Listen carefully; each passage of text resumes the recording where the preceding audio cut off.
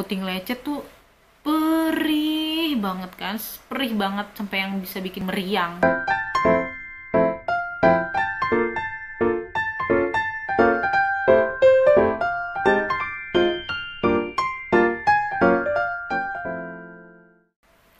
Assalamualaikum warahmatullahi wabarakatuh. Hai semua, apa kabar?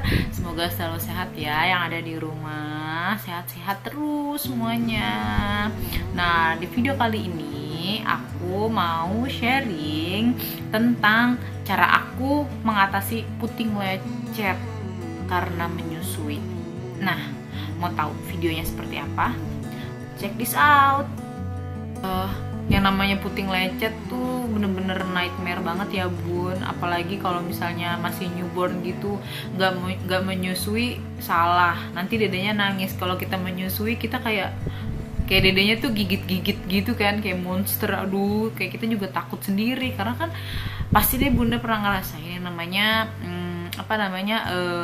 puting lecet tuh perih banget kan, perih banget sampai yang bisa bikin meriang kayak gitu. Nah, sebenarnya kenapa sih puting bisa lecet? Pertama itu karena proses pelekatan mulut bayi pada aerola itu tuh nggak tepat gitu. Jadi proses pelekatan mulut pada payudara kita itu dia nggak pas, jadi dia bunyi. Kalau misalnya bunda lagi nyusuin terus dedenya bunyi kayak, nah itu berarti posisi menyusuinya itu nggak tepat pelekatannya, itu bisa bikin puting lecet. Nah, biasanya itu terjadi pada awal-awal kelahiran. Jadi kan anaknya belajar menyusui, kita juga belajar menyusui, kita juga bingung kan bagaimana posisi yang baik nih menyusui. Nah, jadi itu bisa bikin lecet. Nah, kadang-kadang lecetnya tuh sampai sampai berdarah gitu kan. Kayak pengalaman aku, kayak ya Allah, sedih deh kalau dilihat, pokoknya kayak hampir mau putus gitu karena bener-bener berdarah, bener-bener kayak ujungnya tuh pinggirannya tuh kayak udah menyonyoh gitu, ngerti gak sih? Ya Allah, kayak udah perih banget, mau menyusui tuh kayak takut banget gitu. Kita satu takut menyusuin, terus kalau kedua kita nyusuin terus takut ada darahnya, ketelan sama si dede juga kan, kita takut juga kan gitu. Jadi serba salah. Nah, tapi si puting lecet ini tuh memang harus segera diatasi, karena kalau nggak segera diatasi bisa bikin kita sebagai ibu itu jadi trauma untuk memberikan ASI ke anak kita.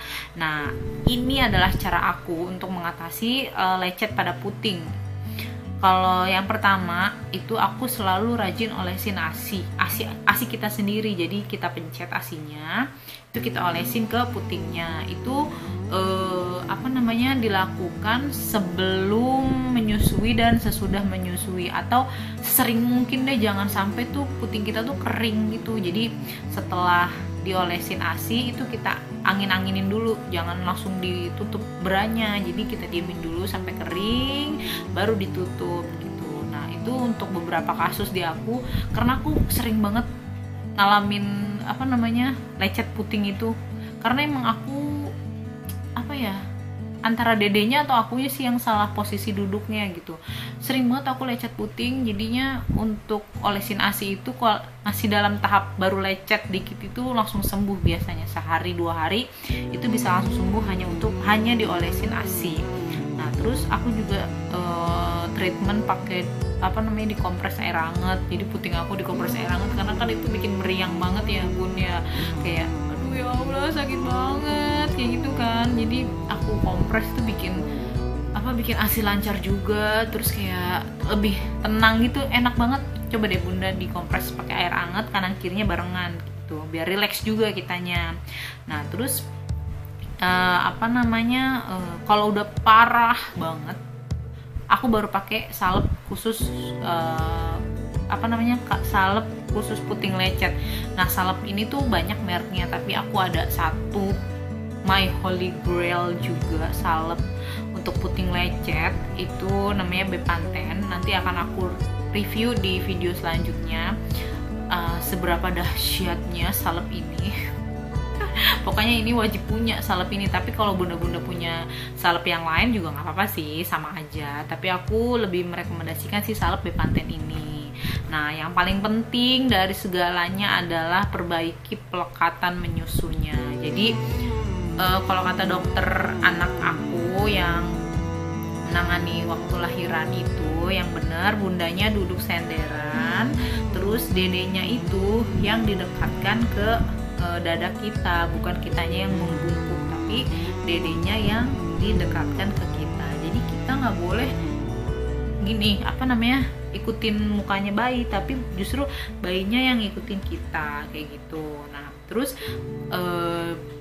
biarkan bayi tuh mangap dulu gitu. Jadi jangan lagi diem gini dijejelin payudara, nanti dia melekatnya nggak sempurna. Jadi pas dia mangap langsung kita kasih payudara. Nah, itu pelekatannya itu jadi lebih maksimal. Nah, menyusunya juga bukan di puting, Bun, tapi di bagian hitamnya itu, namanya areola itu ya.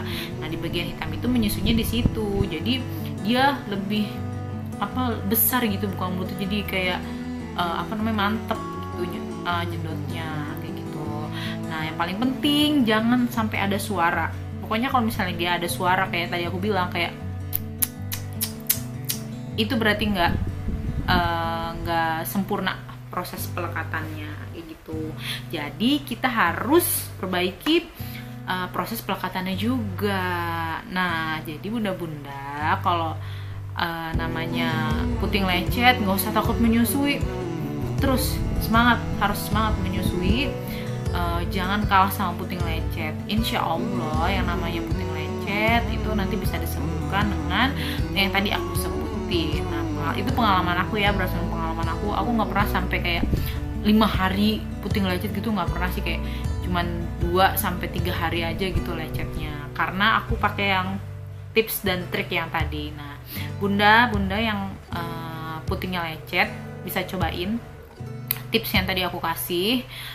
Kalau misalnya nanti berhasil, coba tolong di komen di bawah pakai tips yang nomor berapa yang berhasil. Terus kalau bunda-bunda yang lainnya biasanya pakai tips apa nih untuk meredakan puting yang lecet. Nah, segitu dulu videonya yang bisa aku sharing tentang puting lecet ini.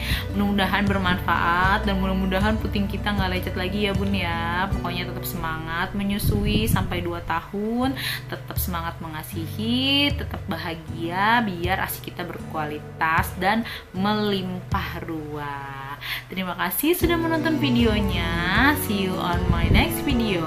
Bye bye.